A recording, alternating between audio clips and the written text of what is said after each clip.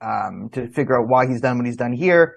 There is no logical explanation. There's no reasonable explanation. There's no good foreign policy explanation.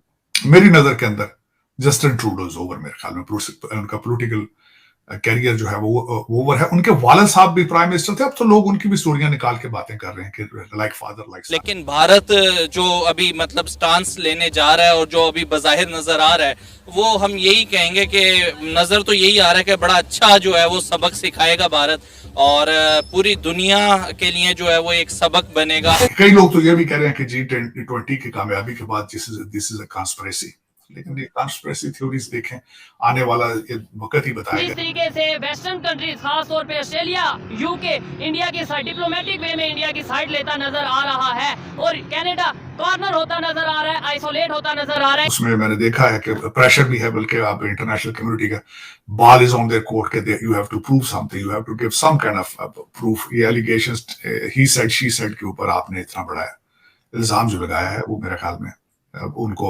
उसका हल निकालना पड़ेगा, मेरे ख्याल में निकालना होगा। वो भारत की कामयाबी देख के मचल गया, उससे रहा नहीं गया कि नरेंद्र मोदी को जिस तरीके से पूरी दुनिया के लीडर्स ने अप्रिशिएट किया है, इवन के वो खुद भी ऑटोग्राफ लेने के लिए उनके पीछे पीछे जा रहे थे। लेकिन वही जैसे आप कह रहे हैं कि इनकी सिर्फ G20 की बात नहीं है, और भी कई जगह पे जो मून मिशन था और काफी चीजें ऐसी भारत के सामने आ रही हैं जिसमें काफी वो सक्सेसफुल रहे।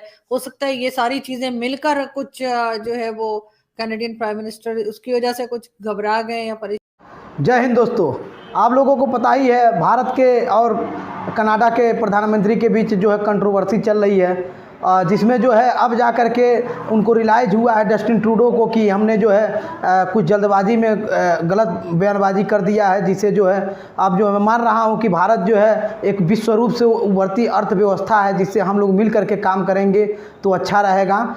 जल्दबाजी की कार्रवाई न करने के लिए जस्टिन ट्रूडो ने भारत से जो अब नरम पड़े हुए हैं संवेदना व्यक्त कर रहे हैं कि जल्दबाजी से ना कोई निर्णय लिया जाए।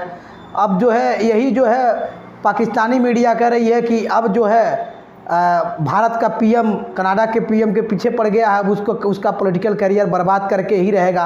आइए देखते हैं दोस्तों कि पाकिस्तान के मीडिया में क्या इसका रिएक्शन। दूसरा, जो लोग मुसलसल जो आना चाहते हैं वो बेचारे स्टक हो गए कनाडा के अंदर, और दूसरा भारत ने अपना रिजर्वेशंस दिए हैं कि हमारे डिप्लोमेटिक मिशन जो है कनाडा के अंदर वो सेफ नहीं है, और वाकई उसकी वजह ये है कि वहां पे कुछ एलिमेंट्स जो थे उन्होंने भारतीय डिप्लोमेट्स के ऊपर बाउंटीज लगा रखी थी, उनके सर की कीमत लगा रखी थी, और इधर उधर इस तरह की बातें करते थे। वो अपनी जगह ठीक है, कौन इतना बड़ा रिस्क लेगा भाई जहां लोगों को थ्रेट करे। बल्कि कल तो एक सिख रहनुमा है, उसने कहा खास करके हिंदुओं को लीव कनाडा। मैं समझता हूँ ज्यादती, और लोग इसके पीछे पुन्नू नाम है आई थिंक जी, उन्होंने कल एक स्टेटमेंटें दी। इस तरह गलत बात है, ये नहीं सोचते कि उनके इस तरह के अमल से पूरी सिख कम्युनिटी के ऊपर क्या असर पड़ेगा। और लोग इस वक्त अगर देखा जाए तो सारी दुनिया में दे आर मूविंग फॉरवर्ड। आप अगर को आपके मसले मसाइल हैं, मूवमेंट है, तो आप डिप्लोमेटिकली पॉलिटिकली उसका हल ढूंढने बजाय वायलेंस के। मैं समझता हूँ violence is not an answer to anything. Sir travelling advisory भी जो है इशू की गई है दोनों कंट्रीज की तरफ से। वो तो टिट फॉर टैट है, लेकिन जो भारत की तरफ से बड़ी स्ट्रॉन्ग ट्रैवल एडवाइजरी है, जो कनाडा है वो तो उन्होंने अल्टीमेटली उसका जवाब दिया है, उनकी इतनी स्ट्रॉन्ग नहीं है। लेकिन Canada is on a back foot right now. If you personally ask me, मेरे ख्याल में डैमेज कंट्रोल करने की कोशिश कर रहे हैं, लेकिन उनकी चीजें कहीं उनके हाथ से निकल चुकी हैं काफी हद तक। उसमें मैंने देखा है कि प्रेशर भी है, बल्कि आप इंटरनेशनल कम्युनिटी का ball is on their court के you have to prove something, you have to give some kind of proof. ये allegations he said she said के ऊपर आपने इतना बड़ा इल्जाम जो लगाया है, वो मेरे ख्याल में उनको उसका हल निकालना पड़ेगा, मेरे ख्याल में निकालना होगा। इसके बगैर मैंने जिस तरह कहा है, मेरी नजर के अंदर जस्टिन ट्रूडो इज ओवर, मेरे ख्याल में उनका पॉलिटिकल कैरियर जो है वो ओवर है। उनके वालिद साहब भी प्राइम मिनिस्टर थे, अब तो लोग उनकी भी स्टोरियां निकाल के बातें कर रहे हैं कि लाइक फादर लाइक सन। उन्होंने भी एक 1985 के किसी त्यारे की बॉम्बिंग के अंदर कोई इन्वॉल्व थे, परमार उनका नाम था, तो उनको इंडियन गवर्नमेंट ने मांगा था कि हमें दिया जाए वापस।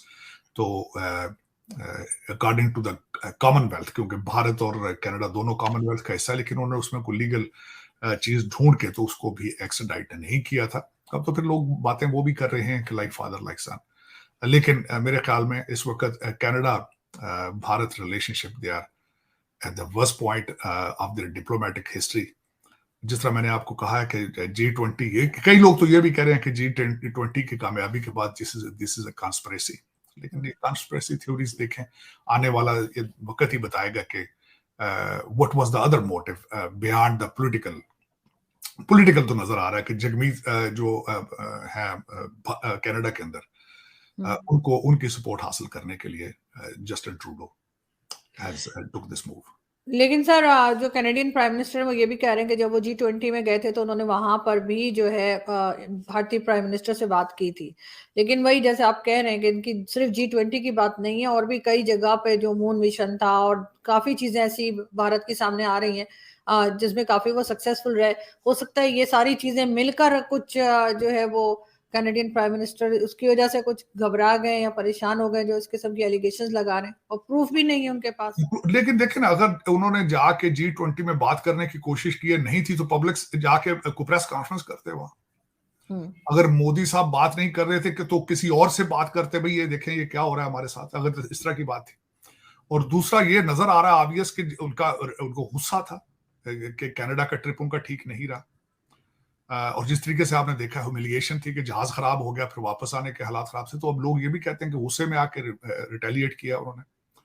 फिर दो चार फिर लोगों ने तो डाट्स को कनेक्ट करना होता है, लेकिन देखें उसमें अगर आप मोदी साहब से अगर बात कर रहे थे नहीं हो रही थी तो कोई और चैनल अडॉप्ट करते, आप इंटरनेशनल कोर्ट ऑफ जस्टिस में चले जाते, प्रेस कॉन्फ्रेंस कर लेते अगर आपके पास प्रूफ थे, लोगों के सामने रख देते चीजें।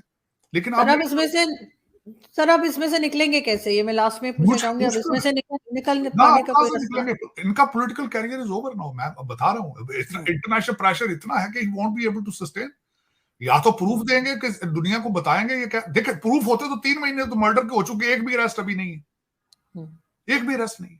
और मैंने आपको बता दिया लॉ एंड ऑर्डर के हालात कनाडा के अंदर बहुत खराब है, तो प्रूफ कहां से देंगे? अपनी एजेंसियों को, इनके पास प्रूफ होते तो रख देते, वो प्रूफ होते तो निकाल के रखते दुनिया के सामने, लेकिन है ही नहीं। अब प्रेशर के ऊपर प्रेशर आएंगे, अगले इलेक्शन में फारिग हो जाएंगे, बस यही है और क्या। तो पीपल और उसमें नुकसान किसका है? वो सिख कम्युनिटी का नुकसान है, बिल्कुल उनको फेस करना होगा। और सर जो हिंदू कम्युनिटी है वो भी क्या अब डर के रहेगी कनाडा में जाती? लेकिन मैंने पर्सनली मैं बताऊं आरज़ू, ऐसी बात भी नहीं है कि